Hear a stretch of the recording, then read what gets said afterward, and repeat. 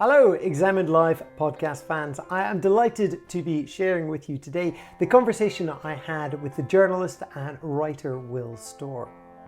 Will has written many books, including Heretics, Selfie, and most recently, Status Games.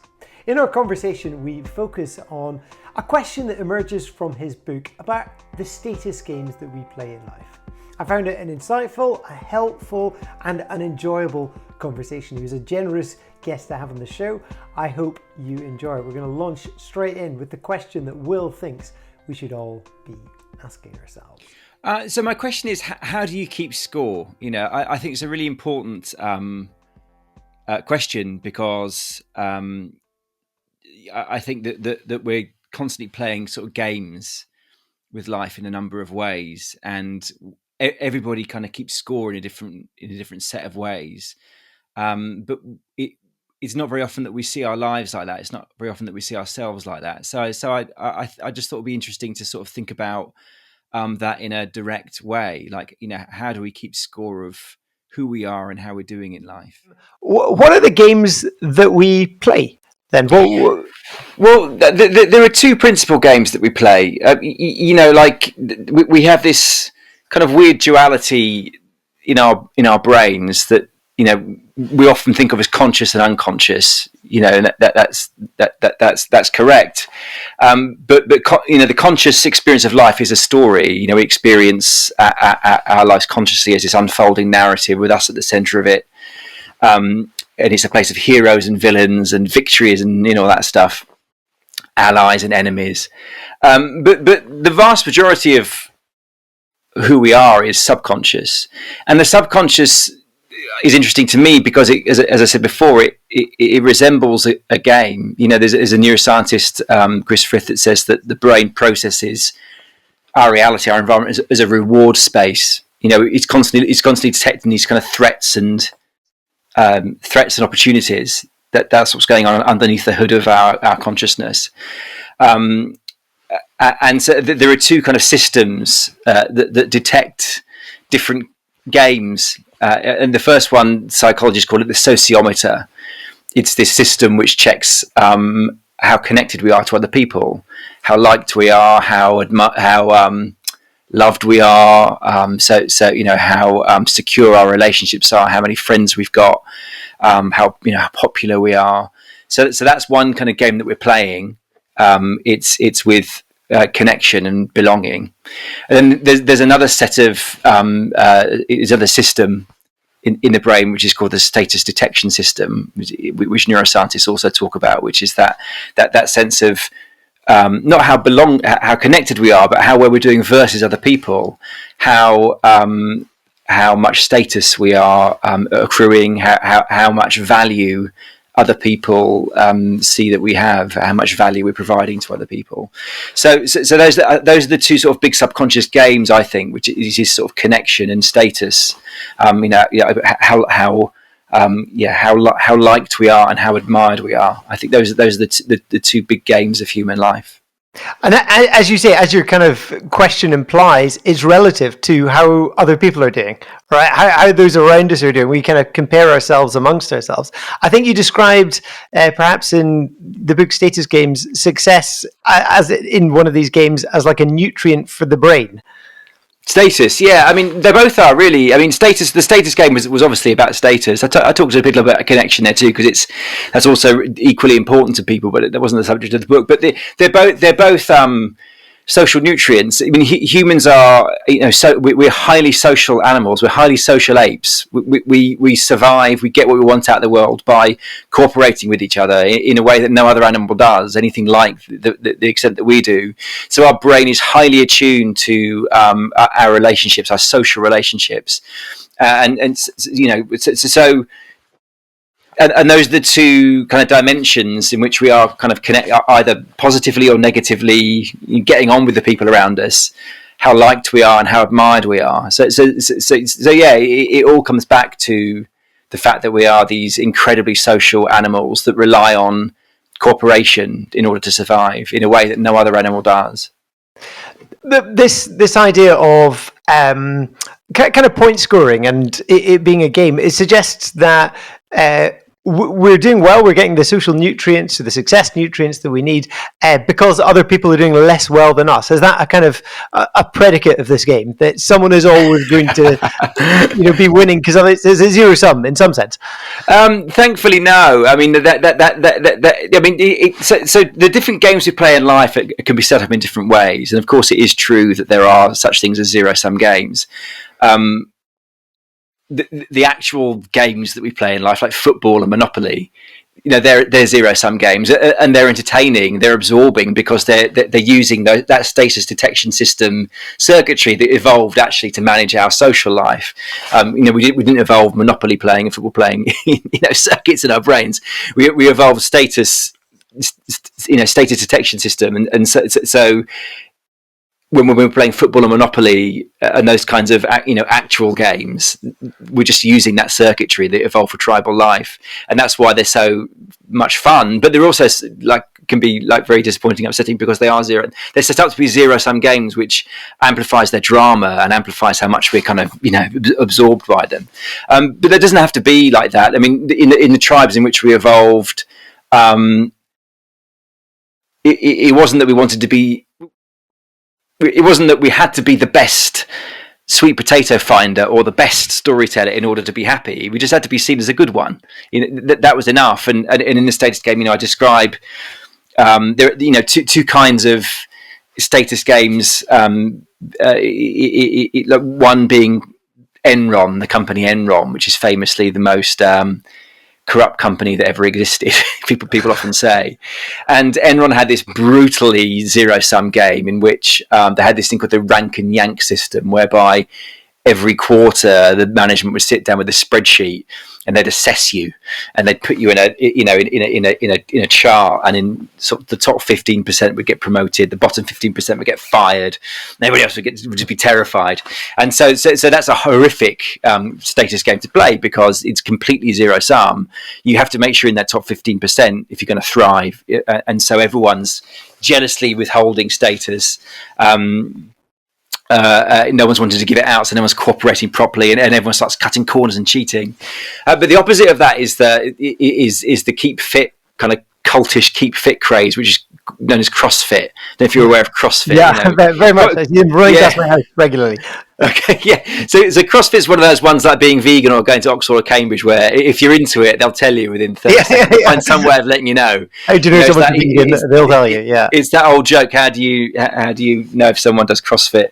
They don't tell you. So it's one of those things. But it is like a cult. People are very proud of being members of CrossFit, but CrossFit is a brilliantly engineered status game because it's not zero sum. It's designed specifically not to be zero sum. In that people go to CrossFit, they have what's called a workout of the day. We have to do a certain set of tasks, like pushing heavy things or whatever it might be, lifting weights, running around a thing. But they're all tuned to your particular level of fitness. So you're not competing with anybody in the room. You're just competing with yourself for your own previous past performance. And it's culturally kind of critical in CrossFit that everybody cheers everybody else on. Everybody is there for each other. Everybody kind of gives it that big American "woohoo, you can do it" kind of thing. And so it's the opposite of Enron in its status is freely given out, and so that's why people become addicted to it. When psychologists study CrossFit, as they have done, to try and figure out why it becomes so addictive, that's what they say. Is the crux of it all. It's this. That people go and feel connected, and also they feel valuable, they feel amazing because everyone's pumping kind of status into them. So these games don't have to be zero sum, and certainly connection is not about zero sum. Connection is simply am I liked? Do I feel connected into this group? So being liked and being valued are different dimensions, are different kinds of games that we play. And that's still a game where this question of how do I keep score is something that. I mean, I suppose, is it something you consciously do, Will? Do you kind of keep score of how you're doing? No, it's weird. I remember sort of writing the status game gave me this memory, this flashback of when I was sort of in my late teens, early 20s, and I had this like it was like an early kind of iPod type of thing. It was like iPhone thing. It was like a digital organizer called a Scion, and it had this graph thing. I decided one day to start like giving every day a mark out of 10 and plotting them on a graph and trying to figure out patterns in it. And I had to stop doing it because it was sending me completely. It was sending me mad. Like I was getting obsessed with these graphs, and I was thinking, I'm glad I stopped doing that. So no, it's not conscious. I mean, that's what I think is interesting. Is it's all unconscious, and you can see it in all these different kinds of dimensions. You know, even in the extent of your marriage or your long-term relationship. So how do you and your partner keep score of how well your relationship is doing? To some people, sex is of primary importance. To other couples, sex doesn't really matter that much, as long as there's a bit of it there every now and again. And of course, it's just incredibly complex how two people happen to keep score of how well their long-term relationship is doing. And it's that kind of map of scores is probably unique to every relationship, that very intricate way of that people have of figuring out how well things are going, and the vast majority of it is subconscious, so that you're just not thinking about it. I mean, one of the ways the brain keeps track is by judging and sort of measuring how much eye contact you're receiving from the people around you, and it does it with sort of numerical precision. So you're always checking it out. Unconscious computations all the time, like constantly, and so and the feedback comes in emotion, the feedback comes in feelings, and then we tell stories about those feelings, which may or may not be true. So yeah, I mean, that's why I just think it's a fascinating question to talk about, because so much of it is unconscious, and until you actually make that conscious, until you actually start looking for it, you're just not aware of what your brain's doing. When it's keeping track of these various games that you're playing with in life. I mean, it sounds, I can, I love it as a question, because becoming more aware of what our minds are doing is a way of kind of removing the spell. This is kind of what psychotherapy does, right? To make you aware of the script messages or whatever. But I like, so reading status games and chatting to you, I guess the thing that I'd love to ask you about is,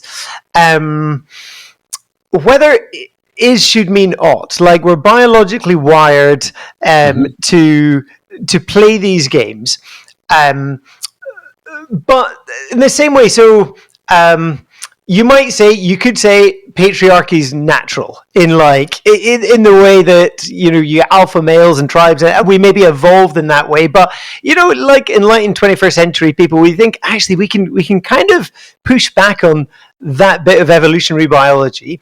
I guess where it comes from is there is maybe a stigma or a kind of reflexive revulsion to the idea that status really matters, and I've got to play the status game, because maybe I kind of think the only way to win is not to play the game.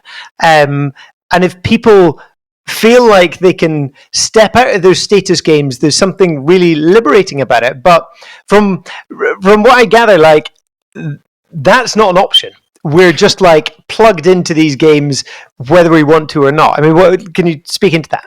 Yeah, I mean, you said that there's perhaps the idea is that the only way I can win is by stepping out of these games. But to me, stepping out of these games, that's the definition of a loser.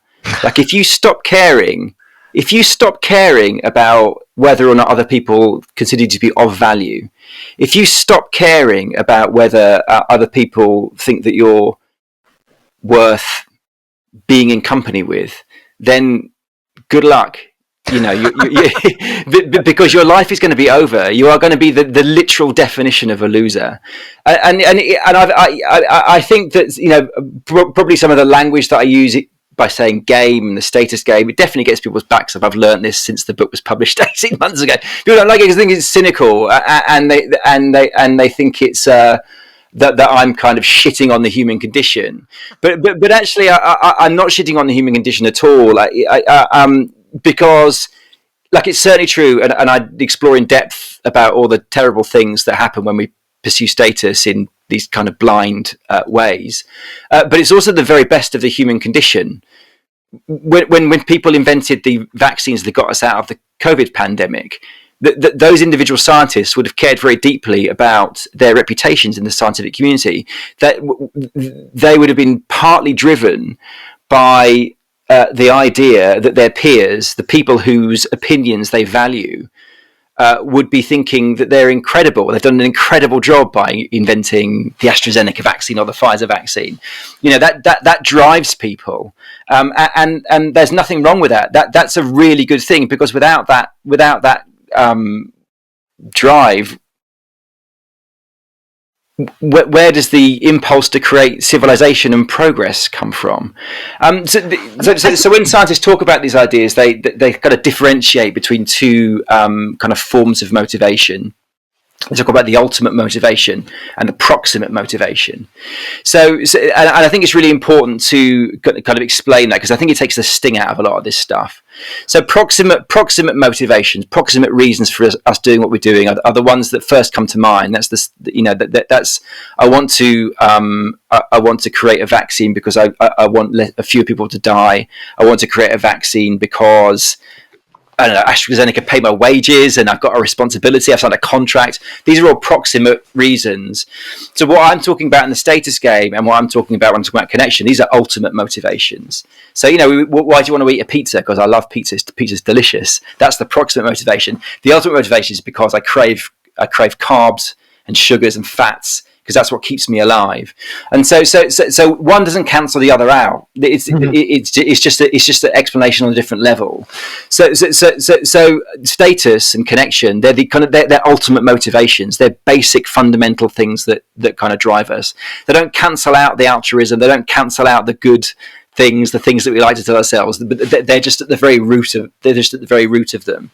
And so our deep evolved desire to feel that other people value us, that creates everything good in the world. That creates progress, civilization, technology. That sent us to space and to the bottom of the sea.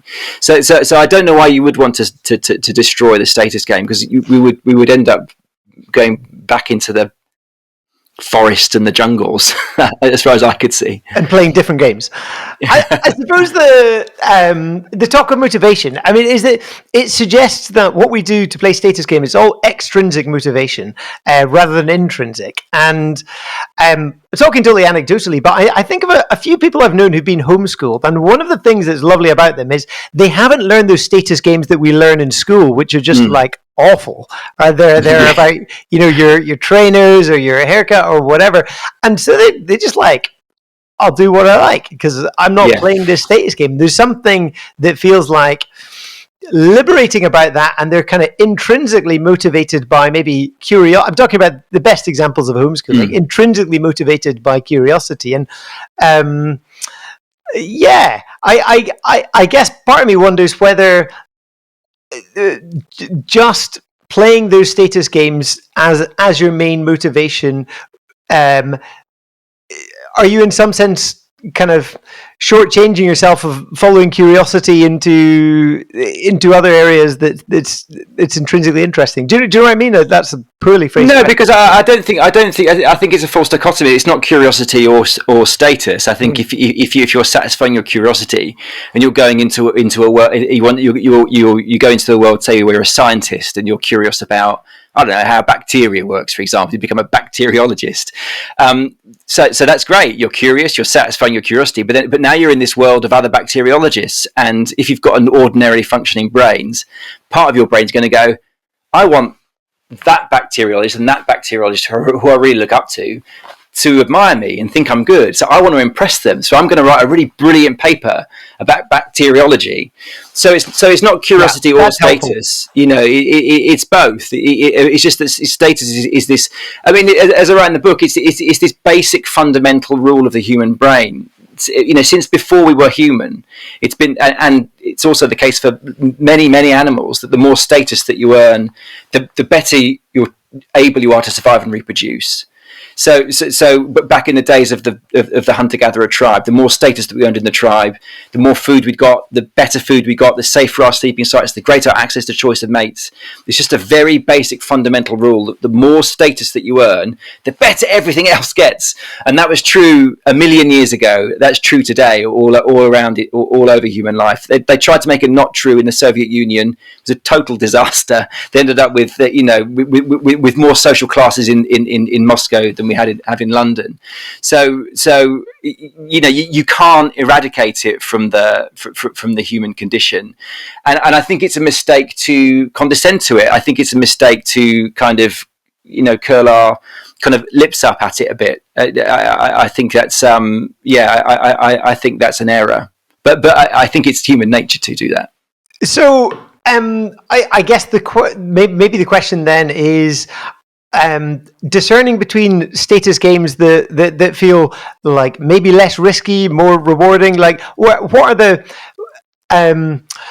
the criteria by which you'd say, actually, this status game I'm playing is kind of toxic, it's bad in these ways, and this one's good? Because certainly, you can, I suppose, if you wanted to, you can get quite high up in a gang. It's got very good rewards with status, with money, and so on. What's interesting about, if you look at human evolution, is that all these kind of games that we play for status have their the social games have their roots in human tribes, in hunter-gatherer tribes. And so before we kind of gathered together in these cooperative groups, we were just like most animals, in that we play status games with dominance. We'd just push each other around and have fights and kill each other. But then when you start trying to solve the problem of living in cooperative groups, you can't do that anymore, because it's about cooperation, not pushing each other around. So we have to find new ways of playing status games. And so you start to be rewarded for being cooperative, for adding value to the missions of the group. And there are two different ways that you can do that if you're a human being. The first way is by being virtuous. So you can be generous, you can be selfless, but it's also about superstition and religion, knowing all the sacred stories and believing them and following them and making sure that everybody else is following them. So you're enforcing the rules, knowing all the rituals, all that kind of stuff. So being virtuous, being courageous in battle. So that's one way of being of value to your cooperative group. The second way, of course, is by being competent, just by getting really good at something. So by being a great hunter, a great honey finder, a great storyteller. I call these virtue games and success games, and of course that's still who we are today. You can look at the Pope and the Dalai Lama before the recent incident, perhaps, of being kind of virtue-based superstars. So no, we don't look up to the Pope because of his competence. He's not really amazing at holding the host up or anything like that. He's a virtue superstar for Catholics. He's the head of the Catholic status game. I was raised a Catholic, and believe me, the idea that Catholicism isn't a status game. It's hiding in plain sight. I mean, you call priests father, and you genuflect to them. These strange men in their robes, and they've got gold and they've got big hats. And when the bishop comes round, he's called Your Grace. I mean, it's not even hidden in the Catholic Church, the status stuff there, and it's very Jesus-like as well. It's very strange. So that's virtue games, and you can think Michelle Obama is better known for her virtue than her competence, you could argue. People on, these warriors on social media like Jamila Jamil or Lawrence Fox. I mean, they're playing these games where they're actors, both of those people, but they're probably better known for their kind of virtue play on social media, I would argue. And then there's, of course, there's competence. There's Serena Williams. There's Elon Musk. People who we know or Gordon Ramsay. People that we know primarily for being really amazing at stuff. Pop stars are amazing dancers, amazing songwriters, amazing performers. So virtue games and success games. These are the two kind of status games that make up the most of human life. For me, the best games. I mean, as a born and raised lefty, my assumption was that it was virtue games. If you wanted to make the world a better place, play a virtue game. But that's actually not true. If you want to make the world a better place, you play success games, because the people who invented all these vaccines, worked out how cholera spread, and and so on and so on and so on, have saved many more lives than all the popes put together, or the imams put together. The people that really make the world a better place are the ones that are playing these kind of virtue-inflected success games. That's what I believe. It's interesting. I was thinking. You mentioned the kind of I suppose hypocrisy in the church, in the Catholic Church, because it doesn't really reflect the founder. But Jesus is interesting on that level. When you're reading the Gospels, that you have him very much subverting the status games of his day. Right? He's sticking his fingers up to those with status and pulling the people from the margin into the center and saying these people have status, and it feels like a kind of direct inversion of the status game that people played. I mean, do you see that kind of thing played out now and again, where you have some? And one of your suggestions is to be original, right? To break from the norm and kind of be successful or virtuous in an area other people haven't. And you see people breaking out of normal status games or conventional status games and creating different ones. Well, yeah, you do. So there's a theory which is I think holds a lot of water. They talk about elite overproduction, and there's a guy called Peter Turchin that writes a lot about elite overproduction and looks back in history, periods when civilizations have collapsed. And this phenomena, he argues, happens when a kind of a civilization is producing more elites that it can satisfy, that it can find jobs and positions to. And what happens then is those elites then start creating their own status games and start subverting the one that's kind of holding power at that time. So I think that's one way that it happens. And I think what also happens is that you see in kind of revolutionary movements, utopian movements, is always the same. Basically, is that they argue that we don't want this hierarchy, we don't want this power structure. It's evil. All the wrong people are on the top, and so that it sounds great. Oh, we want a future of no hierarchy. We want a future where there's no status, where everything's peace and love, and we're just sharing. But what they always construct is just a reverse hierarchy. So that's what happened in the Soviet Union. So what happened under communism is that the people that were at the top went on the bottom, and the people on the bottom were there at the top, and the people that were on the top were then bullied and oppressed. And so it's just a flippage, and that kind of aligns with what we know about human, sort of tribal human nature. And one of the most unfortunate ramifications of our tribal brains is that not only are we, we're not natural born sexists, we're not natural born racists, but we are natural born xenophobes. We privilege our groups. And we also want our groups to win, even if it means that we ourselves get less. The fact of our groups winning is really important to us. So, yeah, that's one of the most kind of problematic parts of the kind of human condition, is the fact that we tell seductive stories about equality, but what the subconscious brain really wants is to win. And you see that going back in history. These revolutionary movements is all they do is create a new hierarchy with guess what, themselves at the top and their old enemies at the bottom. That you it's interesting. Look, I mean, I sent in a sense your book and some of your other books are works of anthropology. Like, what does it mean to kind of be a human? Is that something you take? Yeah, definitely. Yeah, and there's as kind of written about widely, big differences in collectivist and individualist societies, and the status games you play there are significantly different. I remember reading, this is quite an interesting observation by G.K. Chesterton, who said that the fairy tales we used to read were about a kind of ordinary person in an enchanted, extraordinary world, and now they're about an extraordinary person in a mundane world. As this, like, is a nice observation of the way our stories have shifted. And yeah, I suppose from your observations, like, which have been a lot of them in Selfie were about, the whole self-esteem movement, becoming hyper individualist and kind of eating ourselves with it. What am I trying to ask? I suppose I'm trying to ask whether you think the collectivist status games were a net win as compared to the individualist kind of ones we play. I think it's an impossible question to answer. There's no answer to that question. There are certain questions which are just you can only answer them by telling a story. Yeah. So it's like saying, is capitalism good or bad? There's no answer to that question. Is religion good or bad? There's no answer to that question, because religion does terrible things, but it's also billions of people get enormous amounts of meaning and pleasure and community and satisfaction and status out of their religion. So why would you take it away from people? And I think it's the same between East versus West, individualism versus collectivism. You can see what we've lost a bit in the West with our individualistic tendencies. We are highly perfectionistic. We suffer from high rates of mental illness, depression.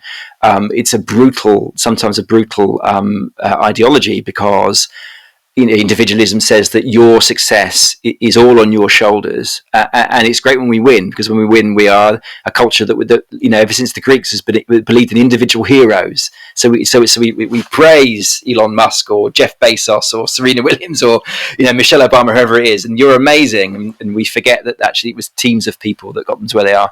But the dark side of that, of course, is when we fail, and most of what we do as human beings is fail. That's our fault too. And so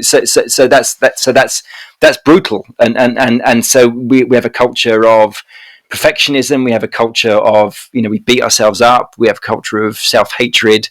These are broad brush terms. I'm not saying we're all like this, but these are the tendencies that I think individualism kind of exacerbates. But then on the other side, the idea that we are individual heroes and that we can do whatever we want and we can. We are amazing. We have high self-esteem. It's fantastic because this pushes us along. The West are amazing at progress. We're amazing at civilization. We're amazing at human rights itself comes out of individualism. You don't get human rights without first realizing that the individual is the most important thing and not the group. So it's good and bad. And it's the same with collectivism. Collectivism is the natural human state. It's us individualists in the West who are weird. We're not the normal ones. Everywhere else in the world is much more collectivist, especially East Asia, the African countries, Indian countries, much more collectivist. And yes, they play status games in different ways. Primarily, that they see the job of earning status to be the job of the group to which they belong. So your primary motivation is to serve the group, and so that of course has good effects and bad effects. The bad effects being that individual human rights aren't taken anywhere near so seriously in other parts of the world. If you look at the nations that have outlawed torture, the nations that have outlawed capital punishment, the nations that have outlawed that have permitted gay marriage, the vast majority of them are individualist cultures, individualist nations. So these are complex systems, individualism and collectivism, with extremely complex trade-offs, and you simply can't answer the question of are they good or are they bad. And if anyone's trying to do that, then I think they're just telling you a story, a fairy tale. Yes, yeah. Study the consequences to figure out what games are working and what aren't. Yeah, exactly. Yeah. And I guess if I can kind of come back to this question of how do you keep score? That is it. How do you keep score? Given that the Scion is a good 30 years old now. Well, have you replaced it? Have you now got a graphics calculator to put in its place? No, God, that was crazy. How do you keep score? Well, and how have you? I mean, maybe a few questions there. How do you keep score? But also, as you've kind of pulled back from status games, you become aware that they're just subterranean existence. Have you chosen to engage less in some and more in others? because you think that's actually one I can win. That's one I'm never going to win.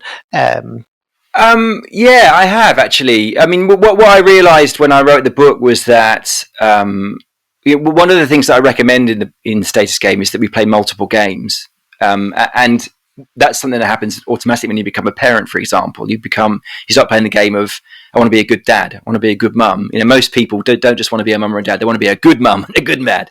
So even on that level, we want to feel like, I want to do a good job of this. And so that becomes this other identity that people have. And I don't have children, so all I do is write, and so I became very aware of. I was keeping score by how many books I was selling, what reviewers were saying about my books, which is a kind of a crazy thing because it's not really. There's only a limited amount that you can control. That you can do your best and work hard, but even then, you can't control how many books you're going to sell. You can't control how fashionable you are. You can't control what the critics are going to say about your books. And also, I'm staring down the barrel of 50 years old, and just thinking, well, like it or not, you're going to decline. Your brain is going to decline. This is, at some point, things are going to start falling to pieces. And if all you're doing is writing, and if that's the way that you're keeping score, that's not good, buddy. So I just consciously decided to volunteer in my spare time. So I started volunteering for a charity, which is something that I never would have considered in a million years before I wrote the status game. And I found, it's one of the best things I've ever done. And, I volunteer quite a lot of time now to this organisation, and it's a bit because I didn't have any sources of kind of virtue-based status. What are you doing for anyone else, you selfish bastard, was the question that I started asking for myself. And so and what I found to my surprise, that it wasn't just that, because this organisation, there was months of training before I could actually help anybody. But even before that, I would come back from these training sessions feeling really different, really happy, really much less depressed and anxious, and that was because of the connection that I was experiencing with the people that I was training with. So it was hugely. It's been hugely beneficial to me, and I'm hugely grateful for the possibility that I can do that, and that's purely come out of this question of, how are you keeping score of how your life is going.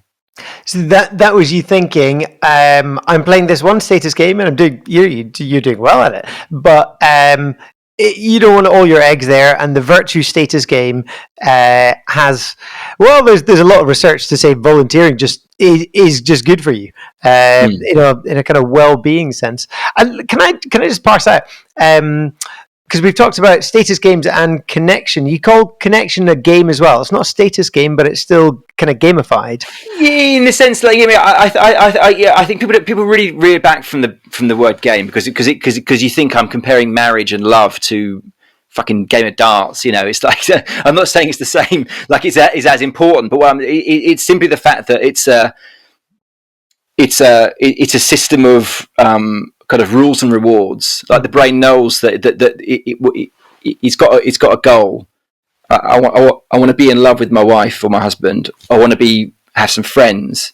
That's connection. But in order to sustain love with my wife or have friends, I need to follow these certain social rules. And then we get rewards. The better we follow them, the more connected we are, the happier we feel. So that's all I mean by a game. That it has that game structure of goals, rules, and rewards. That's basically what a game is. And as I said, that's why we enjoy playing games, because they're using that circuitry. They're just co-opting that circuitry. So it is. I mean, marriage is a game. Friends is a game. Love is a game. Like in that sort of basic fundamental sense, it is. We're pursuing these goals and getting rewards or punishments depending on how well we follow the rules. I mean, it suggests, like, because we're social animals, our rewards come through the interactions with others, but we, you might define like character as things you do when nobody else is looking, and there are reasons that I, wouldn't kind of rob someone's bag if I thought I could get away with it. Nobody would know. Yeah. I've had that opportunity and I've chosen not to. And do I just internally give myself a pat on the back, a bit of status? Do status games within ourselves work as well? Yeah, absolutely. So we're a social animal, and so we care very deeply about what the tribe thinks of us. And so part of what we've got in our brains is what sometimes researchers call this imaginary audience. It's what I think of as an imaginary tribe, and you can think of it as your conscience, or it's your conscience. And so when we remember good or bad things that we've done, that imaginary audience, that imaginary tribe reacts, and we feel like proud, or we feel humiliated and embarrassed. I mean, we all have those moments of thinking, "Oh God," and cringing about something that we did 25 years ago that was really embarrassing. That's the imaginary. That's our brains kind of rehearsing and replaying what the tribe thinks of us. And so, it's not just a kind of act, caring what the tribe thinks. It really matters. It's life or death. But back when we were revolving, if we broke the rules of the tribe, and some of the rules were mad, like if you looked at the sacred flute, or if a woman trod on the men's sacred path in one tribe, you could be executed. I mean, one researcher says that we lived in what they called a social cage of tradition, very, very, very rule bound, with this very severe punishments if you broke the rules, up to and including death. So it really matters, and so we've evolved this social conscience. I don't think any other animal has a conscience at all. Certainly not anywhere near what we have, and it's just the way of it's serious. So we are.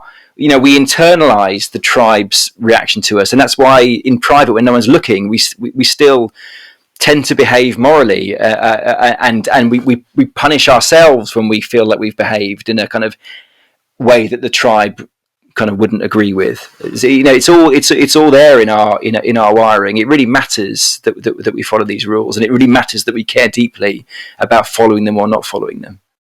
Yeah, no, 100%. I can absolutely see that. I remember this dog I knew who was kind of abusively kept in a cage, and you'd take it for a walk, and it was no longer in a cage, but it just ran in really tight circles. It just had it makes me think about the way that we've kind of been conditioned, and it's hard to unwire that, and we're just kind of locked into it.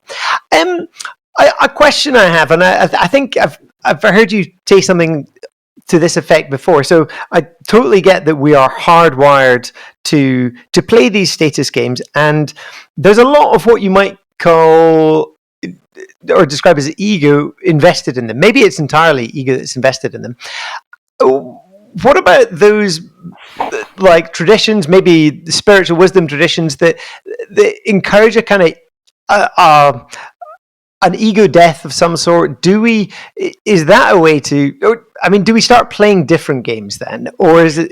We do, yeah. I mean, we do. There was one study that was carried out by the University of Amsterdam where they looked at people who were long-term mindful meditators.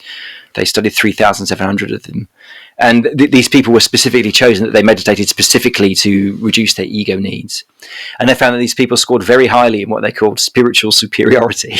So the better they got at reducing their ego needs, the more superior they felt to the other people that didn't share the great kind of benefits that they had achieved from mindfulness. So it's just a different status game. And one of my early books, The Heretics, I wrote about my experiences at a Buddhist Vipassana retreat, a 10-day silent retreat, and it was extraordinary. Really, it was in Australia in the Blue Mountains, and the guru was this kind of bald-headed English guy, and he would sit on his platform and do his talks and tell us, share his wisdom with us. And at one point I was pulled aside. I was given a bit of paper and I was instructed, I was summoned to see him. And I had to it was a silent retreat, I had to break my vow for silence. And I was basically told off by this guy because I'm not very bendy. I wasn't no experienced meditator. I was sitting with my feet forward. And this guy was so insulted by the sight of the soles of my feet, which apparently is insulting in Eastern traditions, that he saw fit to pull me out and kind of admonish me, and I just thought this was just an extraordinary extraordinary kind of act of kind of ego fragility on his part. It just reminded me of the Catholic Church as well. It was just thought, you're talking about destroying the ego, and you're behaving in this kind of obnoxious, kind of unempathetic kind of manner. I just thought it was kind of very telling. So yeah, I do think, but then I don't want to kind of dismiss it completely. I mean, I meditate too, and I think what meditation is good for is, in the same way that becoming consciously aware of status gains is the same thing, is that you don't stop feeling, you don't stop caring about whether people value you or not, but you are able to kind of look at it and kind of see it and not be kind of taken away by it. Like what I find myself now, mostly I say through writing the book, but also partly through meditating, is that when I feel it happening, I can kind of chuckle at myself and think, you idiot, I don't get swept away by it all as much as I used to. Yeah, I like there are certain people in my life who I come across now and again, and it's been pointed out to me by people like my wife that, I tense up and I start coming up with such like competitive nonsense. It just comes out of me. It doesn't. I feel kind of drained and uneasy with myself after these conversations. It's like, what's happened to me? What spell has that person cast on me? And I guess it's a game that you just like something. They're emitting something that draws me in, and I'm like, all right, we're playing. And we're both gonna humiliate ourselves by bragging somehow, and then we'll leave feeling kind of slightly like we, awful. Yeah, completely. I mean, because you've got to remember, the vast majority of us is subconscious. So these people are triggering something in your status detection system that's making your subconscious go, no, I'm not having this, and it's but I mean, that's why I think. That's what I got out of writing the book. Really, was just I think it's so powerful to make that unconscious stuff conscious, because then you can see it, and then you can realize what's happening, and you don't have to take it. So you're empowered, I think, a little bit not to take it so seriously. You see what you're doing, you see what your brain is doing, and you can just go, "Oh, stop it! It doesn't really matter." Yeah, the power of the question. Yeah. How do you keep score? One thing I find helpful, because I'm kind of like middle-aged now, and in your book you reflect on the fact that you're writing in middle age, and you're realizing that the games of youth are not the games of middle age, or as we move into autumn or whatever of our lives. It made me think slightly of David Brooks's book Second Mountain, where he talks about did you know the book? I've not read that one. I like David Brooks, but I've not read The Second Mountain. I like that. I found it really helpful as a book. But he talked about the First Mountain. It's much more like some status games are like very explicit, right? And it's much more explicit as a status game. And you're looking for, worldly success. And then the second status, well, not the second status game, the second mountain for him is committing to things that are bigger than yourself. Right. And he says that is kind of intrinsically rewarding. So he'd talk about the moral, the spiritual, the sense of belonging, a person. But you're ultimately...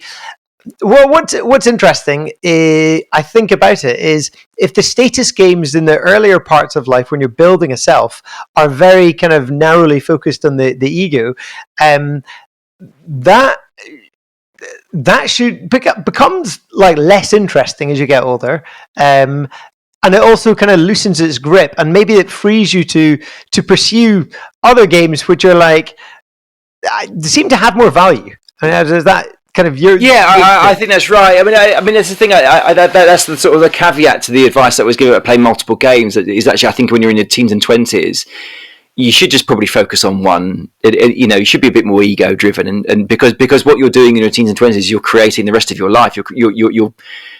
It takes a long time to truly be of value to society.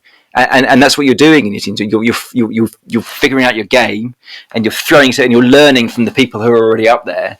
And so, and to become really successful, I think takes a bit of kind of single-mindedness. But it's certainly true, like what you're saying about the kind of second half of life, where you can take a broader view and slow down and start playing some sort of more interesting games. but it's very hard. I'm always. I mean, one of the things I see in myself, which I can't. It just cringe all the time. Is when I've got like teenage nieces. You know, what one is nearly 18 and one is sort of 14, 15.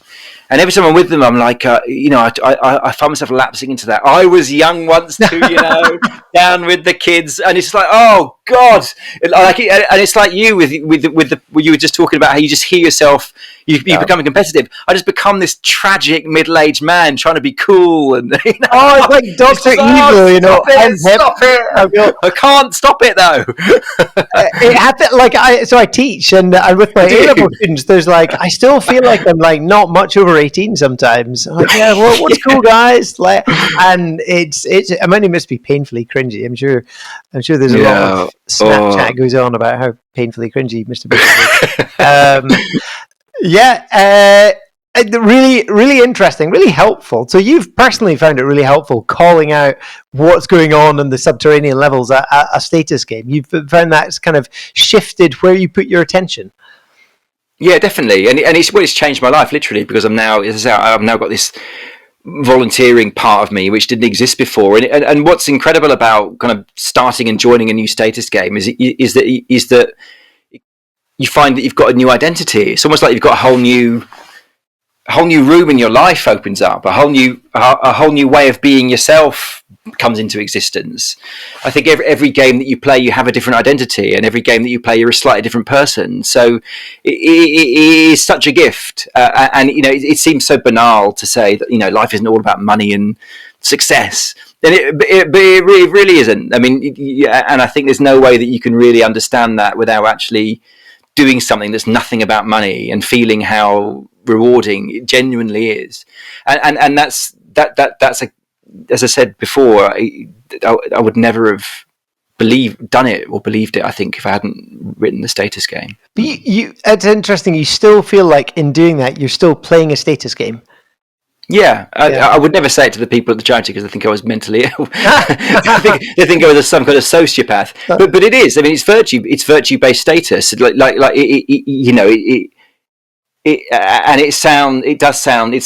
sounds awful, probably, but it's why anybody does everything. I know from the people who were there. Well, okay, let's put it like this. For me, the very best part of the human condition is the fact that we feel rewarded when we help other people. So we have an automatic system of reward plugged into us, where when we are of value, of service to other people, selflessly, other people reward us. But also we feel good about ourselves. You feel, lighter. You feel better about yourself. That's wired in. As long as you're not a psychopath or a sociopath, as long as you've got a normal brain, that's wired in. And that is the very best of human condition. Like, if you didn't have that, human life really would be sort of like nature red in tooth and claw.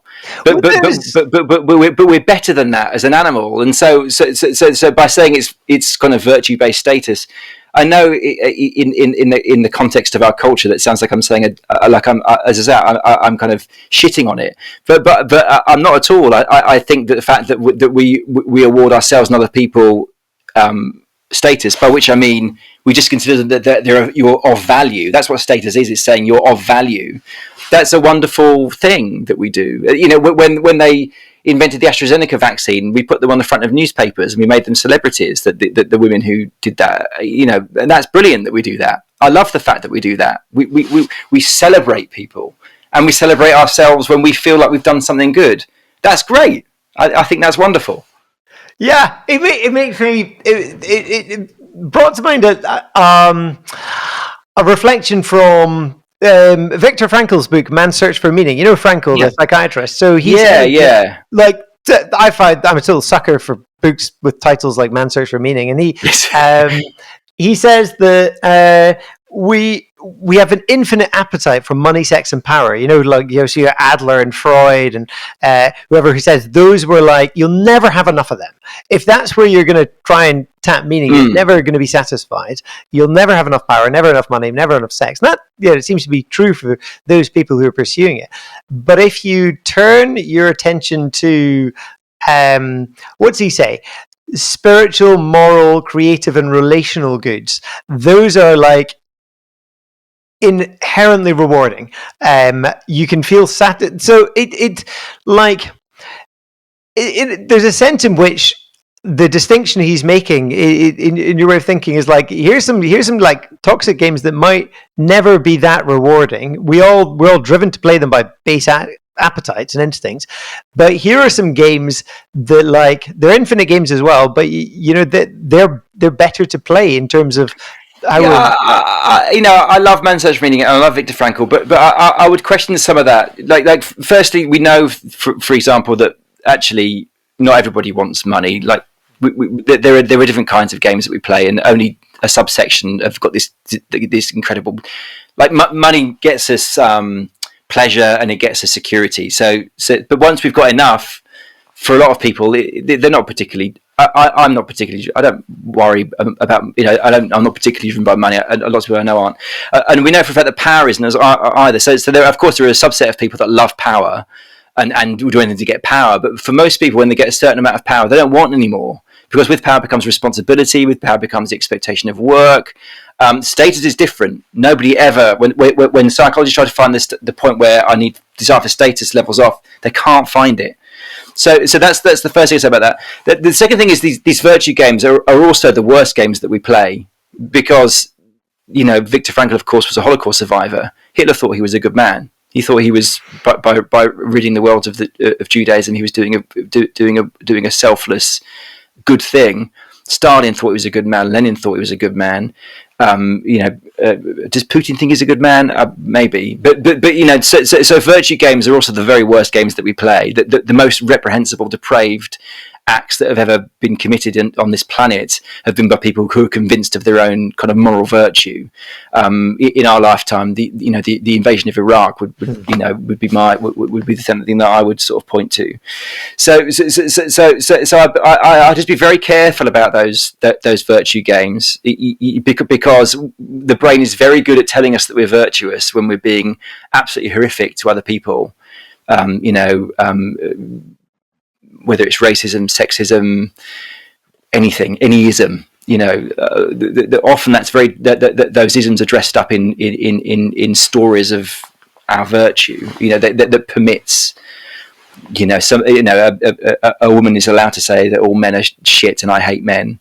A man is allowed to say, "Oh, women are useless and incompetent," because, and they'll tell themselves a story where actually I've got every right to say this because da, da, da, da. So yeah, I think those virtue games are kind of dangerous. And as I say, one of the ways that my mind changed was that that you realise it's the success games that actually do make the world a better place, that do create cheap food and feed people and clothe people and house people. It's the people who are solving problems that actually are do much greater good than the people that are kind of going to religion and going to political ideology. In my view, I think it's inarguable. The other thing to say about that is that what Frankl is right about, and it's the curse of status really, is that you can never be happy with status. Status can never make you happy. Connection, I think, can. Yeah. But status can't, because it's always ephemeral.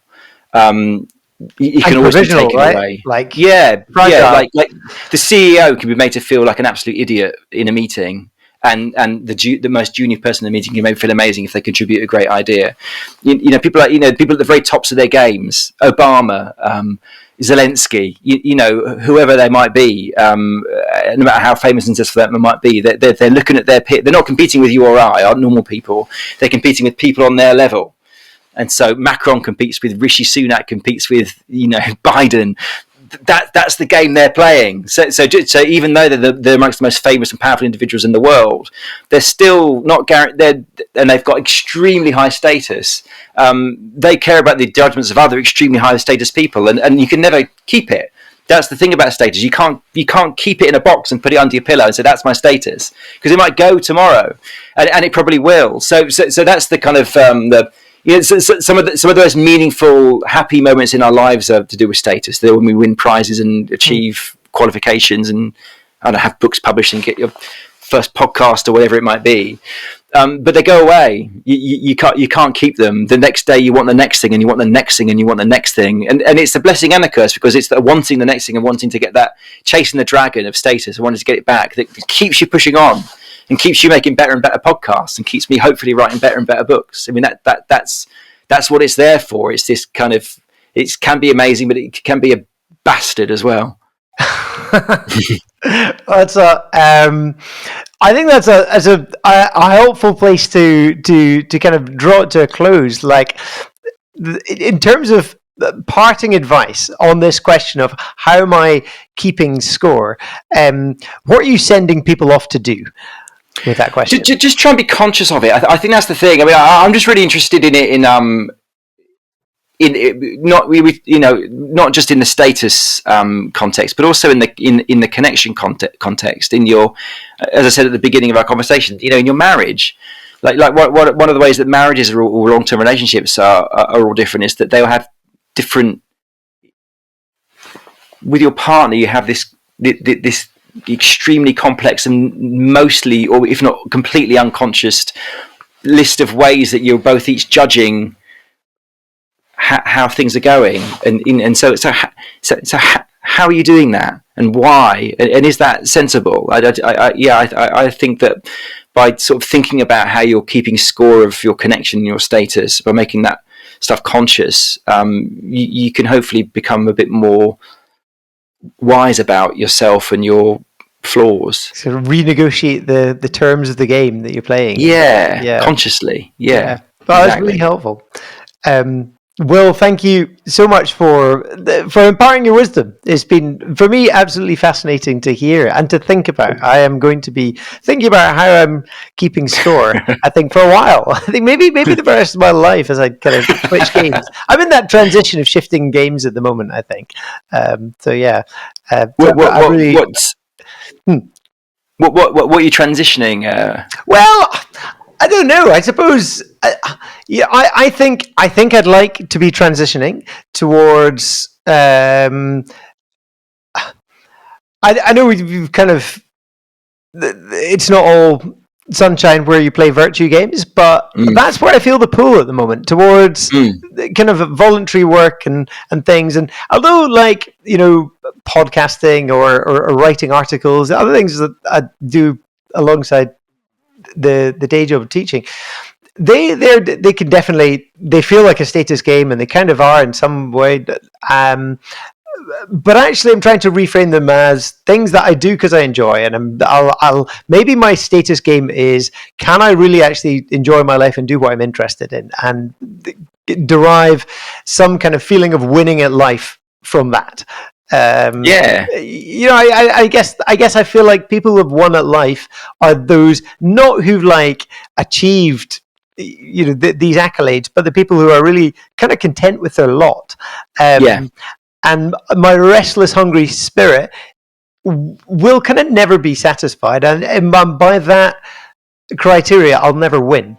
So if I want to win the status game, I've got to reframe it in terms of can I be more content and present to this moment?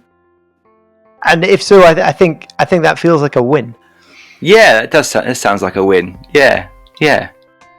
Well, I wish you all the best, Kenneth. Yeah, good luck with the changes in your life. I hope it goes well for you. Well, thank you for having me on tonight. Thank you very much, and you too, Will. It's like a joy to hear of the new room in your life that's opened up through volunteering. I think that's a great image and a great inspiration for kind of enlarging your life through virtue status. Yeah. Thanks, Kenneth.